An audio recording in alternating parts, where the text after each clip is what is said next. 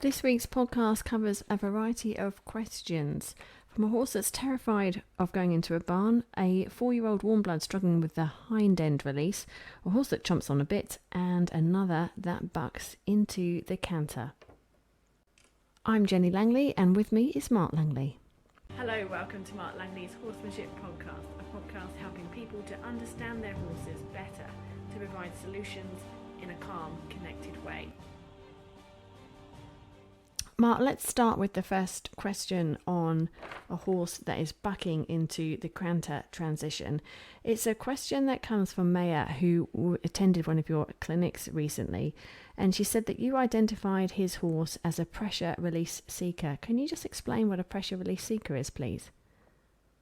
So I guess the horse is inspired by pressure to seek release, and then they worry about the pressure.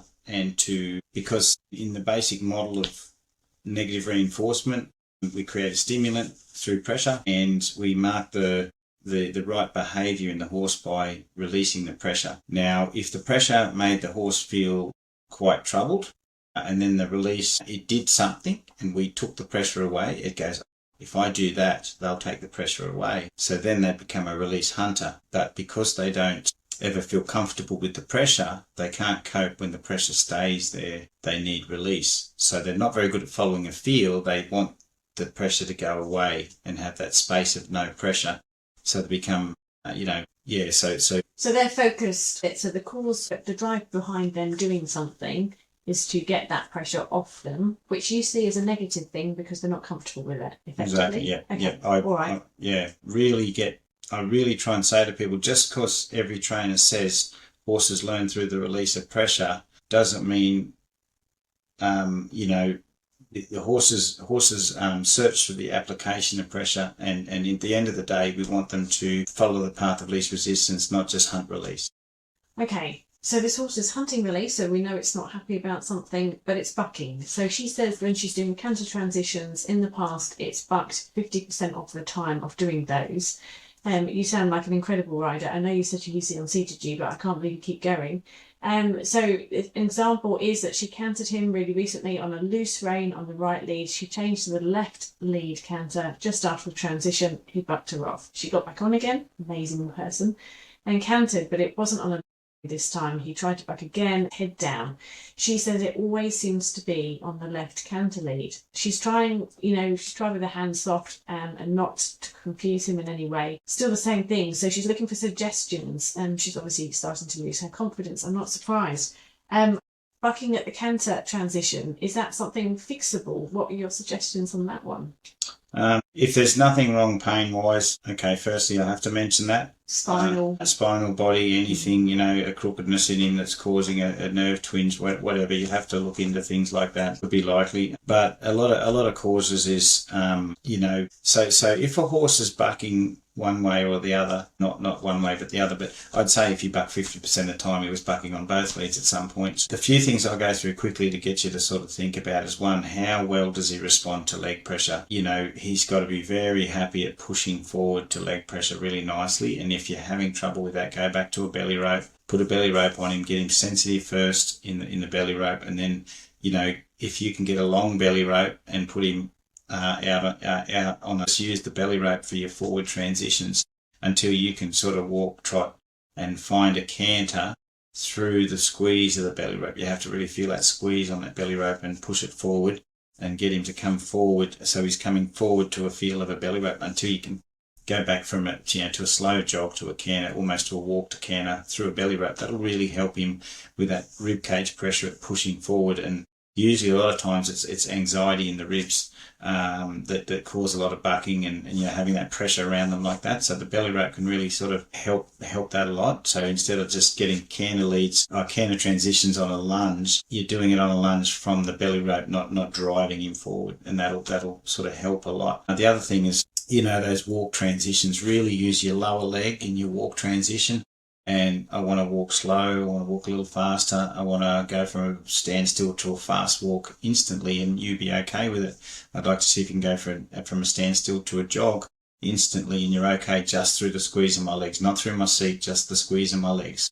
So I know you're really comfortable with my legs. And can I get you to go from a standstill to a fast trot with my legs? And get that really pushing off and feeling okay about pushing off from your legs. It might take you a while to get that. The other thing is steering. Make sure when you're trotting him, and maybe spend a fair bit of time trotting until he's truly loose. When you're trotting him, make sure that when you pick up a left rein, he flicks an ear and he thinks left instantly. There's no resistance. There's no pushing right. There's no I don't like looking at you with my right, left, right, until he can trot a tighter turn and just float to the left and float to the right. Make sure that he's floating very nicely on those reins, and there's no worry, no anxiety, no I don't like losing you with one eye and I don't like bending at speed, because that's going to be an indicator there's a bit of fear that's causing the buck when he goes forward. And is he very comfortable with you down both sides and he doesn't avoid you in one eye or the other? Is he steering very centered and perfect in the sense that no bias? If that steering's bias along the way, any parts, and there's a feeling that he's, does he have one hind leg that's harder to pick up and he scoots away a bit? All those little things are indicators that there's one side of his body that has trouble with you there versus the other. If there's any of that in him, that's going to cause a bias on the canter lead when he bucks, because it's kind of, the horse will bolt going left, not right, or right, not left, depending if it loses you on one eye or the other and it needs you on that eye. So those indicators are, you look for those things as well. But, when that accelerator is good, you get to a point you can squeeze him to canter from that walk instead of, but it has to be working. If you do a bit with the belly rope too, you might just sort of improve that and maybe fast track that leg transition a bit more. So there are belly rope videos for you out there, and I can see you've got the long range, so you'll be able to use those. Okay, staying for horses that are under saddle, this question comes from Carla from Germany. She has the hyper-flexible 4-year-old warm blood that still struggles with hind end release. She's doing the movement correctly while under saddle, but she's wondering, perhaps is he struggling because of his lack of strength? It does feel like he's going to fall over. Or would it be a lack of willingness to let go of a thought? She didn't know if she should first avoid riding him because of this. It feels like she's asking for something he's not quite able to do and setting him up for being very uncomfortable with what she's asking. Could she try it on the ground? Would that be a way? Right on the ground. The few things you want if you've got one of those hyper flexible horses, which I'm guessing his neck is very snaky and his head will come all the way around your boot, then he just gets stuck not wanting to release the body. So basically, really being able to back him up amazingly. And when you back him up, just in hand on the ground first, like pick up underneath his chin, lift and back, and make sure he's lifting off the feel and backing up. So teach him the elevated rein means lift up and back up, so he's not planting those front feet. And it's the planting of the front feet and the flexing of the neck that causes them to be kind of feel like real snaky and not able to move and like they're going to fall over. So lift and back and lift and back and lift and back until he's really floaty, and under saddle, lift and back and try and just work on a really good back up. If he's that flexible, that once you've got a nice back up in him, you can actually sort of have other ways you can help him release the hindquarter. And then when you're teaching him his groundwork, lift, push him over till the wither lifts and floats over and he's elevated in the wither, and then you put that twist that would be the twist that would be the one that goes towards the belly button, but it's a subtle twist when you're on the ground, and that'll help him release the hindquarter. But make sure he's in flow when you release the hindquarter and he's lifted the wither and the front feet are mobile, because once those front feet are mobile and he's elevated a little bit, he's going to be able to easily start to move that hindquarter. Okay, so if he just flexes and his front feet are jammed down, then you'll have trouble. So some people sort of flex their horse's head all the way around and they bump the horse's hip over with a stick, but sometimes all that does is jam up the front and move the hind over and keep the head super flexible, so they still get stuck under saddle. And if you've got that working, then when you're walking him, you might teach him to, to lift and back up when you're riding him. And then something I teach horses as well is a one rein back up, where I kind of block them a little bit on the neck and I try and encourage them to back up. But if he's got to get a pretty good back up before you do this, otherwise he'll probably just flex around. And one rein backup teaches the horse a bit more range of opposition. So that's drawing opposing forward. A rein of opposition is opposing forward. So you can have a direct rein of opposition or an indirect rein of opposition. So an indirect rein would move the wither over. An indirect rein of opposition would start to move the hind over and slow the horse into a hindquarter yield. So when they feel that little bit of opposition on the rein, it slows them down a little bit. So if you want to do a hindquarter yield, you might have him at a walk, and then you bend him and get a bend on him, but then quickly draw that rein back in towards your belly button. And if he's done a little bit of one rein backing, he'll bend and you'll feel that opposition, and he'll start to, I might step my hip over, opposed to just crash the front and bed the end around. Especially if he's done quite a bit of backing and he's getting more supple at that backup. That'll sort of help him. Sometimes you can just stay in there and hold. I've done it. I've felt like they're going to fall over. But if it feels like he really is going to fall over, you've got to be careful. But there are horses that I've held and I've just kept lifting and kind of rocking until they've broken free in the feet. Because if you bend them around and then release and reward, they learn to just do lateral flexion. Okay, we'll move on to the next question. Mark, it's for Marja in Canada, and she's got a horse that's absolutely petrified of a barn. It's a really small barn, but this is a horse that has possibly had some bad handling that may have possibly created some anxiety associated with the barn. We're not quite sure. But in groundwork, just found that she is extremely sensitive to and probably scared of driving pressure, but she's responding well to training. She has access to a very small barn where there's not enough room for where there's room enough for a horse to stand and get tacked up, but not much more than that. To try to take her into that particular space, it felt like she was going to bolt. So she just got her out of there pretty quickly. She doesn't think it's related to a small dark place because she seems fine in a trailer. Marja would like to know what would be the best way to help with this particular issue. She'd like to sort of fix it, and she's not worried, there's no rush on it.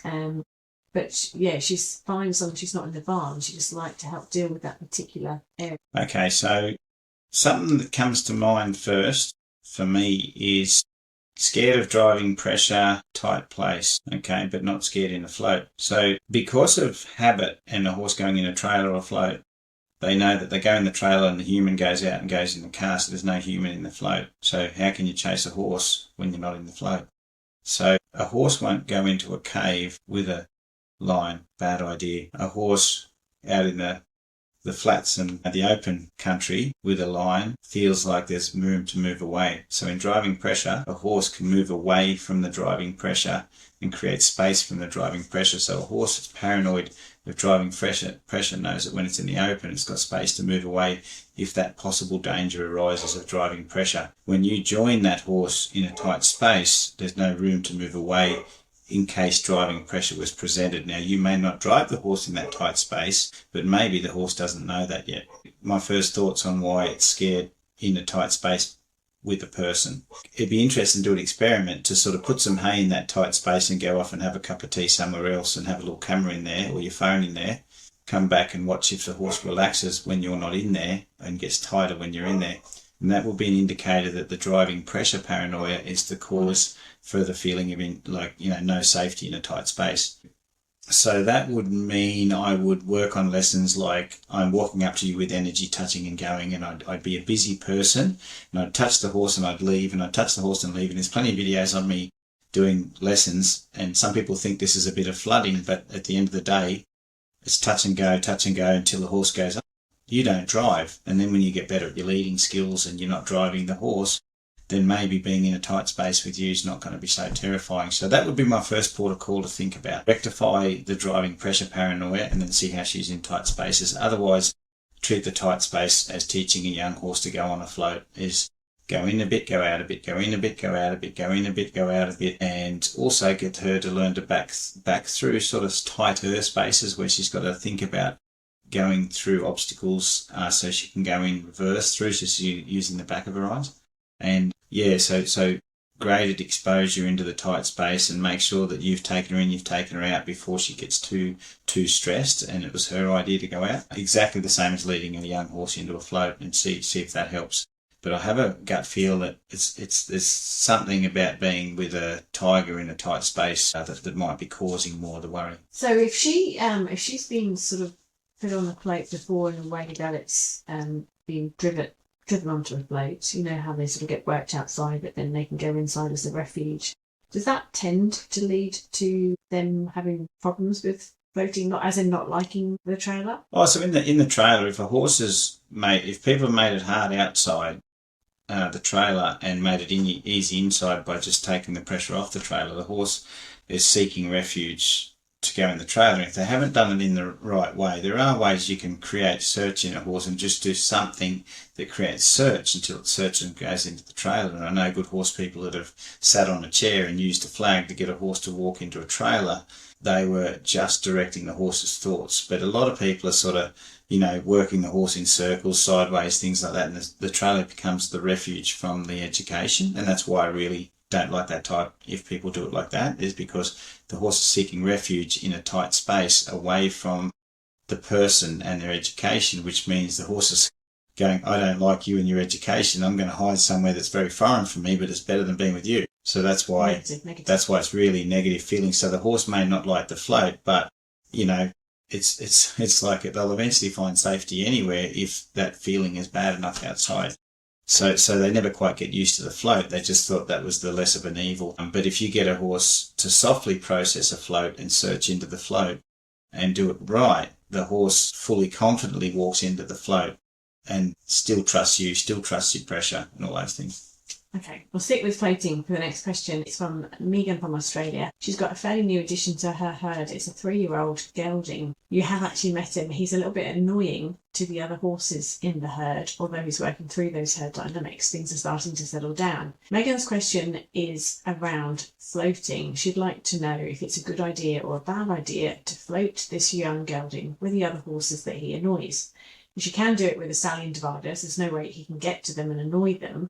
But she's just wondering what the pros and cons might be, if there's a green light sign that you would advise of that would let her know that, this is a good time to start to introduce dual floating. Would you recommend, for example, short trips or longer trips? Sometimes if he gets annoying when he's anxious, he could be annoying in the float, but sometimes the float will make him a little bit concerned enough. He's got enough problems to think about to not annoy the other horse. So it's one of those things, if it was me, I'd probably give it a go with another horse, as long as the horse you put in there is not a horse that's fragile around him. You don't want to sort of have you want a fairly strong sort of member of the herd that's not going to be too bothered, that's not scared of floats, to go with him and just see what happens. And he might pester, or he might just got to get on with the job and try and keep his balance and things like that. The main thing is when you load him is make sure you do a good job of making sure he's not like, the caution curiosity. He's the horse that suffers from too much curiosity, not enough caution, and that's what, curiosity killed the cat sort of thing. So when he goes in, make sure you've got him soft and supple and he loaded in a good mindset. And that's the hardest thing, is getting that good mindset when they load that's got the right amount of caution and curiosity. So when he's gone in, he's not in that diddly widdly fiddly mindset. Because if he's in the diddly widdly fiddly mindset, then he's just going to be annoying. He's going to stomp the float. He's going to do all sorts of things. And just on this recent clinic here, I've got a horse kind of similar to him, a big Palomino, who has got blemishes all over him because he has 3 other horses and they're kind of ex-race horses. So it's like, he hasn't had a proper herd to really, or even a proper upbringing in the past to really show him clear boundaries and caution. So he goes in every day, gets a bite, and deals with it, but it doesn't really teach him anything. So he's one of those horses that I call diddly widdly fiddly. They just, they're curious. They come up to you without caution. They go up to another horse without caution. They're gazing off at all the things that are going on. If they're like that in the float, then they can start other behaviours, and that's what you've got to be careful of. He'll start it on his own. If he doesn't start it on his own, he'll start it with the other horse. And if the other horse is a fragile loader, he'll stress the other horse because of his things that he's doing, like banging the float or stuff like that. So that's why I say confident horse with him. You don't want to undo another horse's confidence by having him going a bit sort of noodly in there. The horse that I was talking about is a bit animated in his front feet, so he comes up to you in the paddock, but then when you start to guide him, he sometimes wants to strike out and stuff. And I said, things like this, he'll be starting to bang the float when you stop and stuff like that. And she said, yeah, he's just started to do that. And I thought, yeah, because he's in the float in that frame of mind where he's just like, bang, bang, bang. I just do what I think when I think it, and there's no action consequence. So So yeah, if you can really focus on that young one getting a good mindset when you go in before you sort of put the other horse in, that'd be good. Put a good strong horse in there and put the stallion divider up just so he's not nipping and biting and annoying the other horse, because you don't want him to learn that he can create these little scenarios in the float where there's, all this nipping and fiddling and stuff. That's it for this week. Thank you to all of our online members who have provided these fantastic questions for us. We'll be back next week answering some more for you. In the meantime, have a great week. Stay safe. Thanks for listening to Mark Langley's Horsemanship Podcast. This episode is one of hundreds more. So if you are interested in learning all about how Mark trains and changes horses' mindsets, listen to another. They are packed with practical insights that everyone can use.